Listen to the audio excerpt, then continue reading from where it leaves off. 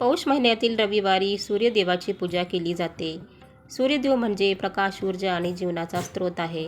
आपण रोज जी ऊब मिळवतो, अन्न पिकवतो, निसर्ग जो चालतो तो फक्त एकमेव सूर्यामुळे चालतो. आणि हिंदू धर्मामध्ये सूर्यदेवाला रोगनाशक, बुद्धी व तेज देणारे आणि आरोग्यदाते असे मानलं जातं.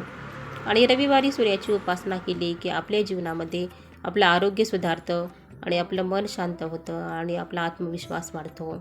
सूर्य तर आपल्याला एकच शिकवतो की तो दररोज उगवतो आणि दररोज मावळतो, पण तरीही तो आपले काम करायचे काही सोडत नाही. तर मानवाने पण अगदी आपल्या जीवनामध्ये तशा पद्धतीचंच वागलं पाहिजे आणि एकदम कणखर आणि एकदम प्रबल असं बनलं पाहिजे आपण. सुरुवातीला स्वस्तिक काढून घेतले आणि त्यावर पाटा ठेवला आणि पाटा ठेवून त्याच्यावर दोन्हीकडे दोन असे सूर्यनारायण काढले. प्रत्येक विभागामध्ये आणि प्रत्येक ठिकाणी पूजेची मांडणी ही वेगळ्या प्रकारची असते, पण आमच्याकडे अशी मांडणी अशा प्रकारची केली जाते. आणि दोन्हीकडे दोन सूर्यनारायण काढून घेतले.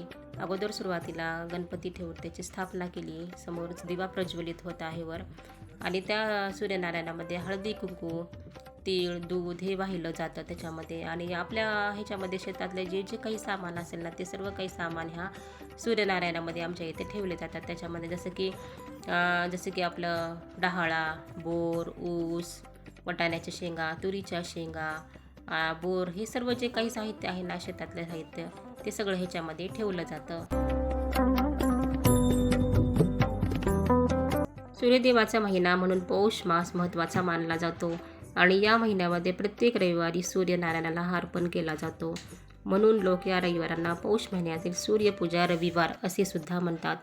आणि अशी धार्मिक मान्यता आहे यामध्ये की याच्यामुळं ना दर रविवारी आपण कहाणीसुद्धा ऐकतो. बघा तुम्ही, ही कहाणीसुद्धा सूर्यदेवतेलाच स्मरून केलेली कहाणी असते. पौष महिन्यामध्ये सामान्यतः 4 रविवार येतात आणि काही वर्षी 5 रविवारसुद्धा येतात. आणि याच्यामध्ये ना सूर्याशी जोडलेल्या कथा हे सांगितल्या जातात. आणि काहीजण उपवास करतात, काहीजण फक्त सूर्यदेवाचे स्मरण करतात, पण उपवास वगैरे काही करत नाहीत.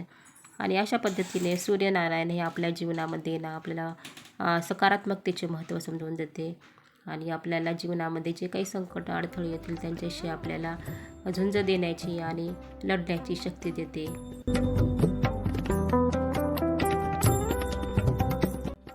या पूजेमध्ये सूर्याला जलसुद्धा दिलं जातं. सूर्याला हळदी कुंकू वाहून जल देऊन प्रणाम केला जातो. व्हिडिओला लाईक करा, शेअर करा आणि सबस्क्राईब करा.